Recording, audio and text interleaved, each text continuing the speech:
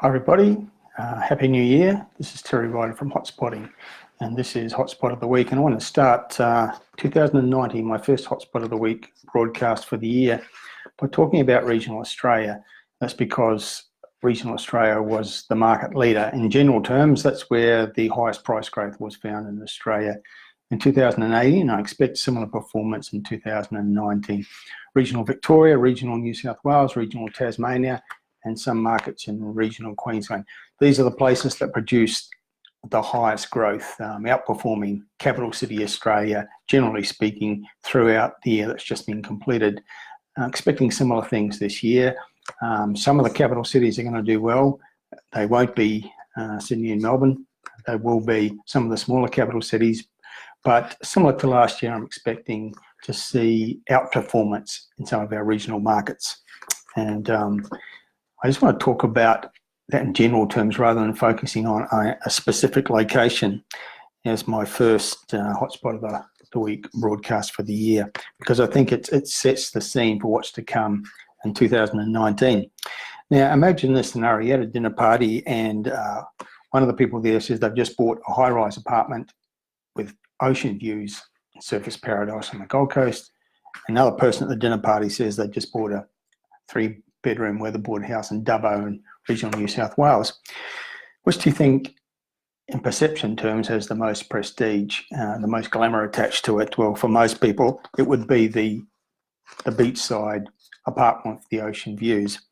But the thing is, the boring Dubbo house is a vastly superior investment to the Surfers Paradise apartment.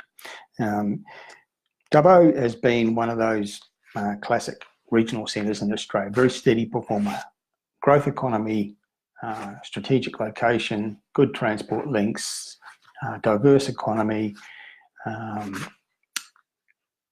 creating jobs, just everything that you want in a market that you might invest in, and steady growth. It just seems to deliver growth everywhere. It doesn't ever seem to boom, but it doesn't plummet either. It doesn't do what big cities like Sydney have done. We had 5 years of really strong growth, and now we're going through a period where prices are coming backwards.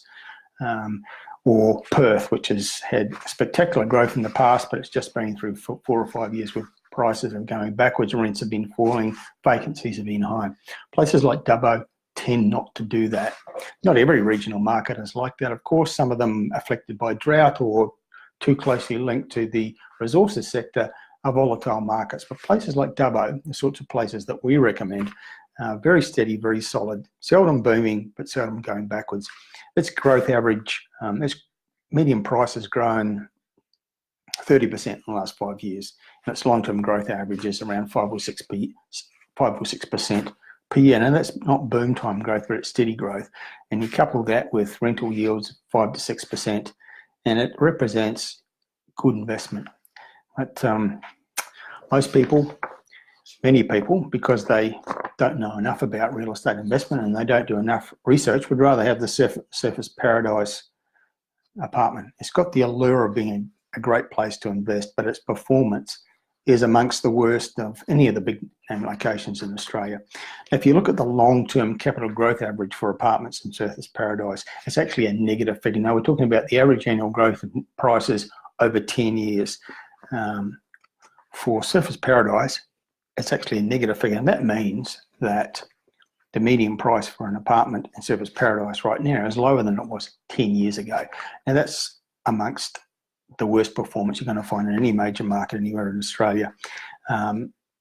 Other neighbouring beachside locations like Main Beach, Southport, Broadbeach, the sort of the high-rise sector of the Gold Coast, the glamour sector, where the tourists tend to congregate, they all have similar figures.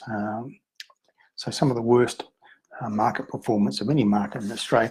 And let me just compare median prices. The median price for an apartment in Surfers Paradise is remarkably low, and there's a reason for that. Just by way of comparison, to put it in context, the median price for an apartment in central Newcastle is $690,000. Central Wollongong, it's $600,000. The Adelaide CBD, it's just a tick under $500,000. The Perth CBD, where prices have been dropping for the last 4 or 5 years because of oversupply and downturn in the Western Australian economy. The current median price for an apartment in central Perth is $430,000. Maroochydore on the Sunshine Coast, $430,000. Noosa Heads, a little bit further north from Maroochydore, more of a glamorous market, more upmarket. The median price for an apartment at Noosa is $765,000.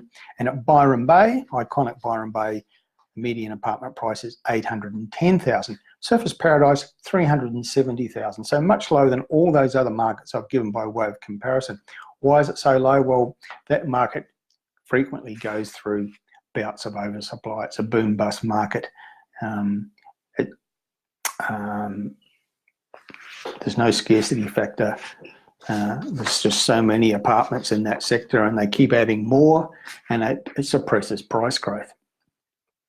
And that's why it's such a poor performer as an investment. But more people are interested in buying there than in boring places like Dubbo. In 2018, about 3,000 people bought apartments in those Gold Coast high-rise suburbs, Surfers Paradise, Main Beach, Southport and Broadbeach, but only 800 people bought a house in Dubbo. But the people who bought the Dubbo house would have a better, steadier, more productive investment.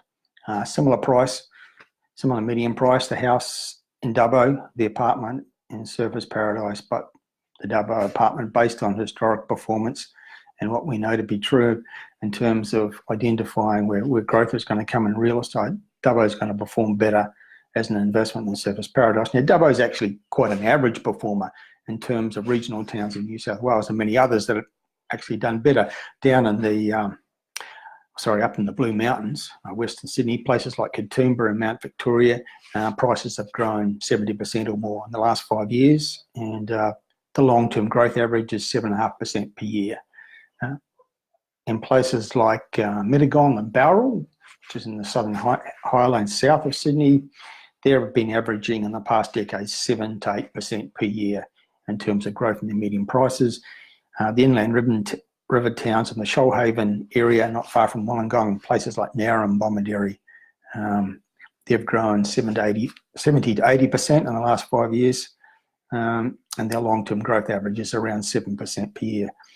And then when you go to Victoria, regional Victoria, towns like Warragul, Pakenham, Officer, Ballarat, Bendigo, they've been among the price growth leaders of the nation in the last 2 years, while price growth has been dissipating in places like Sydney and Melbourne in the last 2 years. These regional towns like Warragul, Pakenham, Ballarat have been outstanding performers, double-digit growth. Officer, outside Melbourne in the southeast, in Cardinia Shire, it's grown its median price 74% in the last 3 years, including 25% growth in 2018. And in Warragul, similar performance. Warragul's a little bit further to the east, a little bit further away from Melbourne in Baw Baw Shire, and its median price in 2018 grew almost 25%.